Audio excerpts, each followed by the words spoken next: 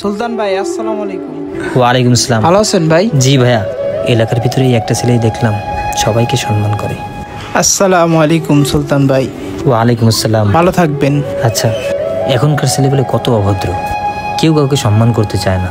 আসলে সম্মান জিনিসটা ফ্যামিলির একটি শিক্ষা। আরে শেখপাড়ার টুপিওয়ালা সুলতান আছে না, এলাকায় কার বউ কোন জায়গায় গেল, কার সোয়াল কি করলো, সব বিষয় নাক গলায়। আমার দুই চোখে দেখতে ইচ্ছা করে না। হালালে যদি এলাকাতে বাই করে দিতে পারতাম, মনটা অনেক খুশি হইতো।